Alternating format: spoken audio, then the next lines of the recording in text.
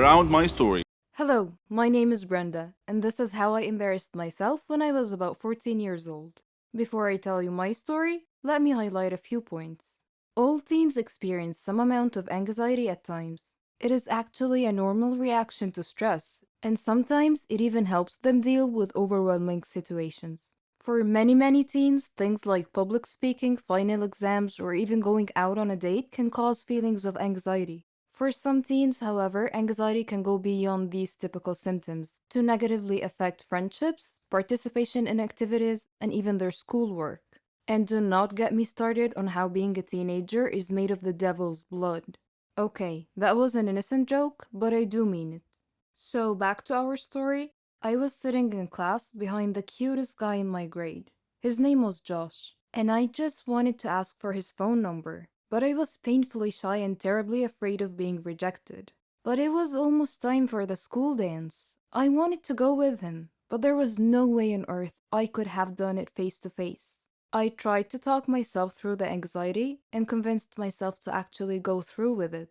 I debated with myself for a while, missing most of that day's in-class instructions before I finally decided to ask him. And I did. I did ask Josh for his number, and he agreed. He slowly took my phone, typed in his number, and handed it back to me. I felt relieved. I had finally gotten the number. I mean, I was wrong. There was nothing to be anxious about.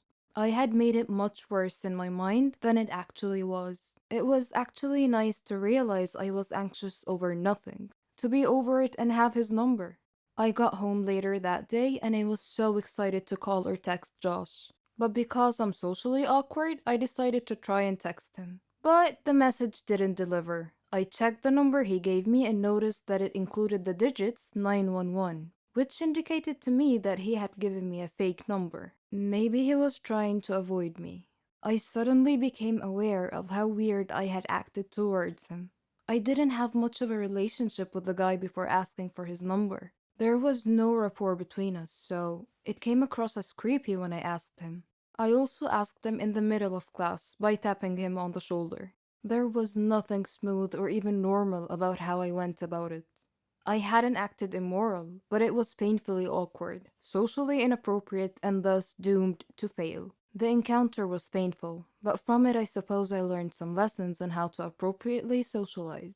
I also learned that it is incredibly easy to miss obvious signs that other people are giving you when you're anxious, because you're so absorbed with yourself that you miss social cues. Looking back at how he was clearly uncomfortable with my request, which he made clear by not smiling and by hesitating in agreeing to type the number. Had I gotten out of my head and paid attention, I might have noticed how he was acting and how that clearly reflected how he felt about me and our interaction. It makes me question, is having high functioning anxiety easier than being trapped in your own shell, frozen with anxiety? It may be the lesser of two evils, but for me this experience turned into purpose, and it built my self-confidence. I see it as a step, but then improving self-esteem and self-worth will have you high-functioning without anxiety. That is the end game. But you know what? Write your own script. You can't go on if someone else is writing your script. And I know that a lot of kids at school felt the same way. They didn't feel good, and I didn't know why. Kids will relate, and this is so freaky, and it makes anxiety even worse. You have to go to know that you are okay in school, and you cannot know unless you go. Getting over anxiety is not some hippie mumbo jumbo, and it took me years to get over what I call life fright. And I learned that the very hard way. Now, does the devil joke make sense? I am addicted to food. I suffer a lot. I need help. I've tried to give up, but I fail every time. Hamburgers. Who can give up eating hamburgers, especially with barbecue sauce? I didn't mind this kind of addiction, but I'm getting ahead of myself. Let me begin by introducing myself. I am Patricia, 15 years old, living with my parents and my brother. I lead a quiet life. No interests, no hobbies, except for eating, that is. Food is my faithful friend. It never leaves me. It is my partner, my soulmate. But having food as your soulmate has insidious side effects. A dark side, if you will. It denies me a healthy life, robs me of the energy to play, and causes me to sleep excessively. I would much rather stay at home with a bag of potato chips than go out and exercise. My soulmate ultimately betrayed me, though, last Thanksgiving at my granny's home. She lives in a state nearby. Granny was a clever doctor and an excellent cook at that. She could conjure up something really delicious. On that day, she had prepared barbecue turkey with nuts and other secret recipe ingredients. The taste was so great, as if it had descended from heaven itself. I felt like I was fighting a food war, and I had to win at all costs. I ate and ate and ate. I don't know why, but I just couldn't control myself.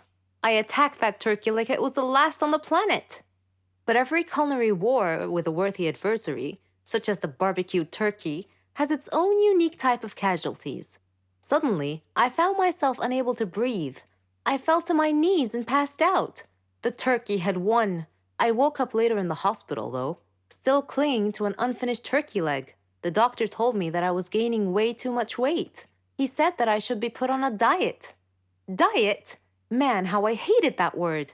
It hung over my head like the sword of Damocles. It meant depriving me of my passion, my reason for living. I considered eating vegetables in small amounts to be the worst form of cruel and unusual punishment, the worst form of torture imaginable. Imagine thinking of a wonderful, greasy, cheese-laden pizza with all the toppings and then suddenly opening your eyes to find a healthy green salad bowl. But I had reached a turning point in life. One day, my brother was playing on the street, while I was sitting at home gazing longingly at a tempting piece of cheesecake, just sitting there, taunting, daring me to eat it. I struggled mightily to resist the urge, but in the end I succumbed and wolfed it down like a starving animal. Shortly afterwards, I began feeling dizzy, but I was unable to call for help this time, and then I passed out again. I was taken to the hospital. While lying in the hospital bed, half conscious, I overheard the doctor say to someone, "She needs to stop eating or it will be the death of her." I thought to myself, whoa, death? So I made up my mind right then, right there. I resolved to fight a new war, a war against my appetite. On our way back home, I told my father that I wanted to see a nutritionist. He was delighted to hear that. Later, at the clinic, the doctor welcomed us in. She told me how to overcome my eating fetish. She gave me a strict diet regimen with a schedule full of healthy meals. I kept telling myself that winning this war was possible. I simply had to be patient and persevere. I stuck to the strict diet and did some physical workouts. My parents supported me wholeheartedly. I was enthusiastic. I can totally do this. A week passed quickly, and I eagerly visited the doctor to receive some good news. When the doctor weighed me and told me that my weight hadn't changed at all, I was crestfallen. She looked at me and asked me, how was this possible? I told her I didn't know, because I was following her diet thoroughly, though it did require a tremendous effort on my part. Another week passed, and again I went to the doctor. The results were the same. She said to me, "Patricia, are you sure you're following the diet I prescribed for you?" I said yes. She sat there wondering. Then she told me with a puzzled look on her face, "It's odd, but your weight is increasing, not decreasing." This unexpected piece of news mystified me. Another week passed. No change. The doctor was nonplussed. I returned home with a dejected look on my face. My father asked me what was wrong. When I told him, he laughed. Do you believe that? My father actually laughed at my predicament. I was furious. He gestured an apology with his hand and then told me that it was my own fault. I was puzzled. What are you talking about?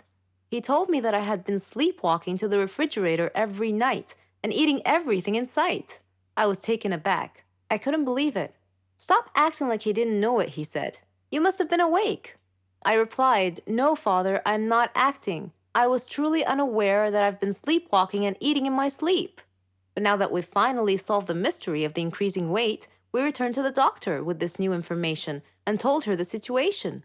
She laughed and told me that my discipline had denied my body the food it craved, but my brain had refused to cooperate and had overridden my will by urging me to eat in a subconscious state. She told me not to worry, though, that she could treat that. Armed with this knowledge and her support, and the support of my family, I felt that I could finally win this war.